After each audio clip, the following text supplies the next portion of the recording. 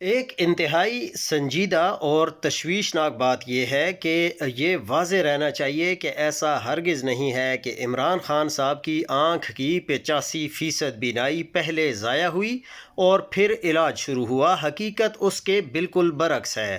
خان صاحب طویل عرصے سے بارہا جیل انتظامیہ کو بتاتے رہے کہ آنکھ میں شدید درد ہے، مسلسل پانی بہہ رہا ہے اور تکلیف ناقابل برداشت ہوتی جا رہی ہے۔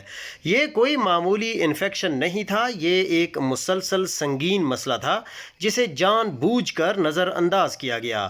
جب تکلیف انتہا کو پہنچی تو بالآخر ڈاکٹرز کو بلا کر انجیکشن لگوایا گیا اور انہی ڈاکٹروں نے آلات سے چیک کر کے خود خان صاحب کو بتایا کہ متاثرہ آنکھ میں 85% بینائی ابھی موجود ہے۔ چند ہفتوں بعد جب سلمان صفدر صاحب ملاقات کے لیے آئے تو خان صاحب نے دوسری آنکھ ہاتھ سے ڈھانپ کر کہا کہ سلمان، اب میں تمہیں جو دیکھ رہا ہوں لیکن تم مجھے صاف بالکل نظر نہیں آ رہے ہو۔ یہ تمام باتیں خود عمران خان صاحب نے سلمان صفدر کو بھی بتائی تھیں۔ یعنی علاج کے وقت 85% بینائی موجود تھی اور اب سامنے کھڑا شخص بھی نظر نہیں آ رہا۔ اب سب کو سمجھ آ جانی چاہیے کہ آخر کیوں خان صاحب کی بہنوں اور ان کے اپنے ڈاکٹرز کی ملاقاتیں بند ہیں۔ اب سوال یہ ہے کہ وہ کون سا علاج یا انجیکشن تھا جس کے بعد ایک ایسی آنکھ جس میں 85% بینائی موجود تھی چند ہی ہفتوں میں اس حالت کو پہنچ گئی کہ سامنے کھڑا شخص بھی دکھائی دینا بند ہو گیا۔ اگر یہ صرف طبی پیچیدگی ہوتی تو فیملی کی طرح جو انہوں نے درخواست دی ہوئی ہے وہ کیوں رد کی گئی ہے کہ علاج پیمز کے بجائے الشفا آئی ہسپتال سے کروایا جائے؟ ذاتی ڈاکٹرز کو معائنے کی اجازت کیوں نہیں دی جا رہی؟ آزادانہ اور شفاف میڈیکل جانچ کیوں نہیں ہونے دی جا رہی؟ حتیٰ کہ بہنوں نے یہ بھی کہہ دیا کہ ہم باہر آ کر کوئی بات نہیں کریں گی۔ اگر سب کچھ ٹھیک ہے تو چھپانے کی کیا ضرورت ہے؟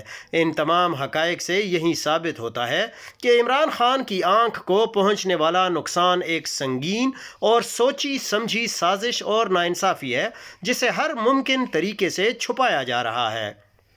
خدا نخواستہ اگر یہی صورتحال رہی تو کل دوسری آنکھ، دل یا پھر کسی اور سنگین مسئلے کی خبر آئے گی اور پھر وہی بہانہ آئے گا کہ ہمیں تو علم ہی نہیں، ہم تو آنکھ بچانے کی کوشش کر رہے تھے۔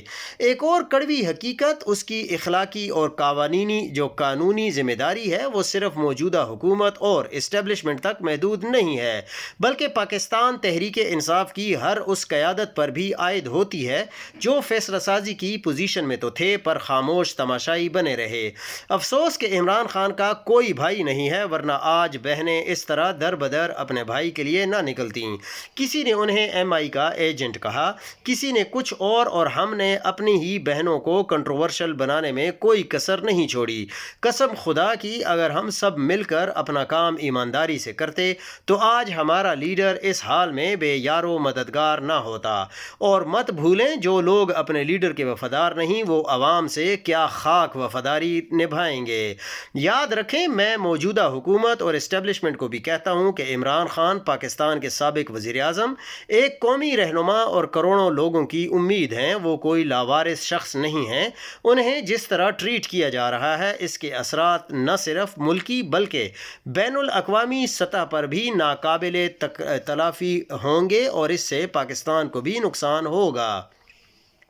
افسوس کی بات یہ ہے کہ دنیا کے کئی ممالک میں امریکہ یا اسرائیل باہر سے آ کر لیڈروں کو قتل کرنے کی کوشش کرتے ہیں مگر پاکستان کی تاریخ اس سے بھی زیادہ تلخ ہے۔ یہاں اکثر اپنے ہی لوگ یہ کام سر انجام دے دیتے ہیں۔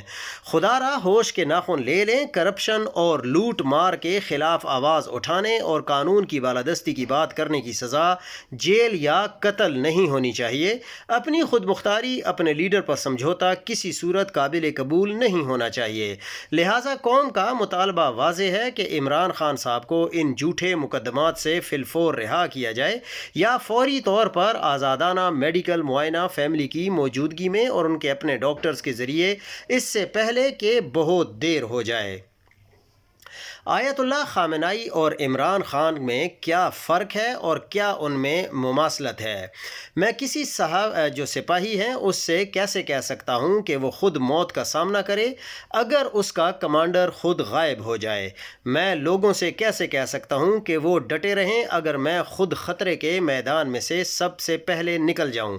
وہ تھوڑا رکے، گویا اس کے سینے میں کربلا کا ایک دروازہ کھل گیا تھا۔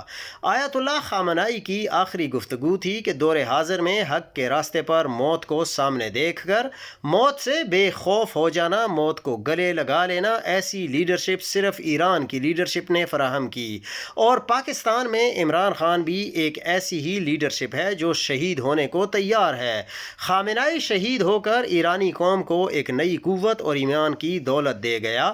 عمران خان 950 دنوں سے ایک سخت قید کاٹ کر قوم کو ایک نظریہ دے چکا ہے جو برصغیر پاک و ہند کی پچھلی ایک صدی کی تاریخ کا منفرد ترین باب ہے، اور جو ایمان کی طاقت سے ناواقف ہیں وہ نیتن یاہو کی طرح ملک سے باہر چھپتے پھر رہے ہیں جو اپنی موت کی تردید بھی نہیں کر سکتے۔ یہ ہے وہ فرق جسے ہم بھلا چکے تھے۔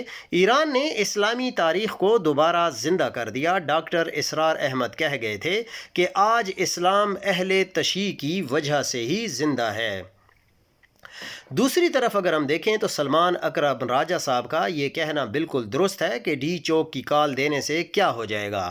چند ہزار لوگ جمع ہوں گے یا ہونے کی کوشش کریں گے، کچھ شہید کر دیے جائیں گے، کچھ جیلوں میں گلتے سڑتے رہیں گے، کچھ مقدمات جھیلتے رہیں گے اور کئیوں کی املاک تباہ ہو جائیں گی۔ لیکن راجہ صاحب کے پاس شاید اس چیز کا کوئی جواز یا جواب نہ ہو کہ تحریک انصاف پارلیمنٹ میں مختلف ایوانوں میں بیٹھی کیا کر رہی ہے، جبکہ ان کو جن موضوعات پر بولنے کی اجازت ہے وہ بھی مقتدرہ کی مرضی سے طے ہوتے ہیں۔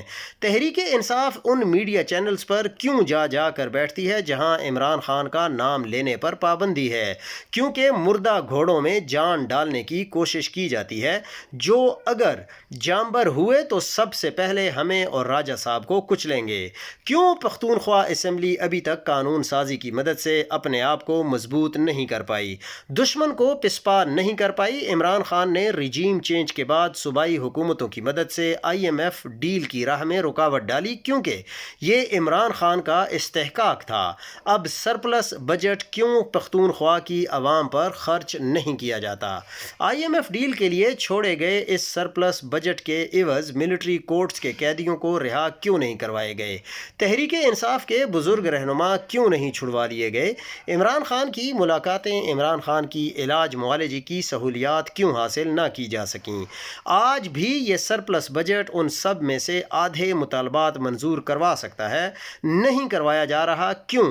اس کا سلمان اکرم راجہ کے پاس کوئی جواب نہیں ہے۔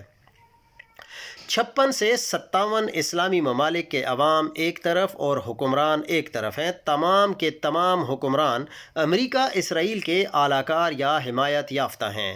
جن جن ممالک کے حکمرانوں سے ان کا دل بھر گیا، کام نکل گیا، ان کا تختہ الٹ دیا۔ غور طلب بات یہ ہے کہ تمام ممالک کی فوج رجیم چینج کرنے میں حصہ دار رہی ہے۔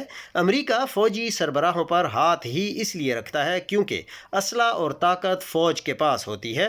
جن ممالک نے کھڑا ہونے کی کوشش کی ان ممالک کو تباہ کر دیا گیا۔ جن حکمرانوں نے دلیری دکھائی ان کو یا تو مار دیا گیا یا مروا دیا گیا۔ اور مارنے والے کون ہوتے ہیں؟ جی وہی فوجی۔ ہر جگہ مشرق وسطیٰ کے تمام ممالک کو ایک ایک کر کے تباہ کیا گیا، کمزور کیا تاکہ ان کے راستے میں نہ آ سکیں۔ متحدہ عرب امارات میں ان کی حفاظت کی غرض سے اڈے بنائے، سال ہا سال مال لوٹا، اور جب وقت آیا تو امریکہ ان کو چھوڑ کر بھاگ گیا۔ پاکستان سے ان کو ویسے ہی کوئی خطرہ نہیں ہے کیونکہ ہمارے حکمران فوجی ہوں یا سویلین ہوں، دونوں ہی ان کے غلام ہیں۔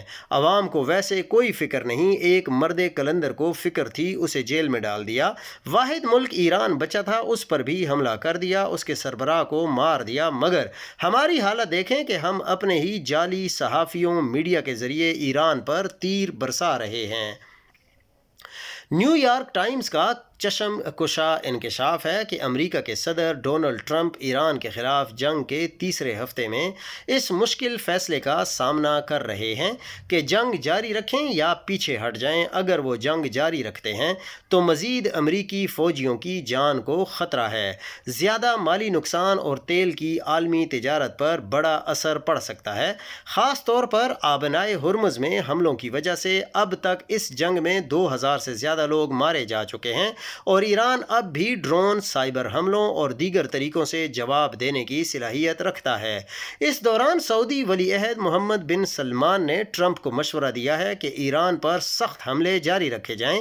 اسی وجہ سے ٹرمپ کے لیے یہ فیصلہ اور بھی مشکل ہو گیا ہے کہ جنگ کو جاری رکھیں یا اسے ختم کرنے کی کوشش کریں۔ یہ نام نہاد امت مسلمہ کا حال ہے۔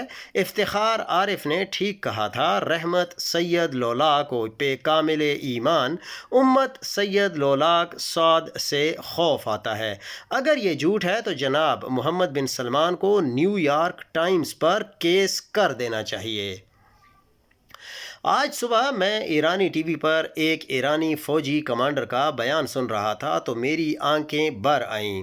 ان کا کہنا تھا کہ بزدل شخص نے اچانک پیچھے سے وار کر کے ہمارے رہبر انقلاب شہید آیت اللہ خامنائی کو شہید کر دیا۔ پھر ان کا ایک بڑا یہودی فخر سے کہتا ہے کہ ہم نے علی علیہ السلام سے خیبر کا بدلہ لے لیا۔ اس دن سے ہمارے نوجوان ٹھیک سے نیند بھی نہیں کر سکے۔ اے دشمنوں، اگر ہمت ہے تو اپنی فوجیں ایرانی سرزمین پر بھیج دو۔ علی رحمۃ اللہ علیہ اور علی علیہ السلام کے شیر تمہارا انتظار کر رہے ہیں۔ ہم تمہیں بتائیں گے کہ خیبر کیا تھی اور خیبر میں تمہیں کیسے پسپا کیا گیا تھا۔ ہمارے جوانوں کے پاس تمہاری فوج کی طرح شراب و کباب نہیں ہیں، بلکہ ہمارے مجاہدین کی خوراک میدان جنگ میں بھی وہی ہے جو رسول اللہ صلی اللہ علیہ وآلہ وسلم کی سنت ہے، چنے، پانی اور کھجور۔ یاد رکھو، ہمارے جوانوں کے حوصلے ایمان سے بلند ہیں اور وہ ہر وقت حق کی خاطر قربانی دینے کے لیے تیار کھڑے ہیں۔ ایران نے 2024 میں اکیلے چین کو 32.5 ارب ڈالر کا تیل فروخت کیا، جبکہ 2025 میں ہی ایران نے صرف چین کو 45.7 ارب ڈالر کا تیل فروخت کیا تھا۔ اب یہ فروخت محض چین کو ہے۔ اس کے علاوہ ایران کا تیل جو کئی ارب ڈالر کا پاکستان سمگل ہوتا ہے اور دیگر ممالک میں دوسرے طریقوں سے جاتا ہے، وہ الگ ہے۔ 2 برسوں میں 78 ارب ڈالر کا تو محض ایک ملک کو تیل فروخت ہوا۔ اس کے علاوہ دیگر ایرانی اشیاء کی ایکسپورٹ الگ ہوگی۔ اسی طرح تمام گلف ممالک میں، جن میں عراق، عمان، کویت، UAE، سعودی، بحرین، قطر، یہ سب کھربوں ڈالر کا تیل ہر سال دنیا بھر میں سیل کرتے ہیں۔ سیاحت اور ریئل اسٹیٹ اور عیاشی کے اڈوں سے اربوں ڈالر الگ کما رہے ہیں۔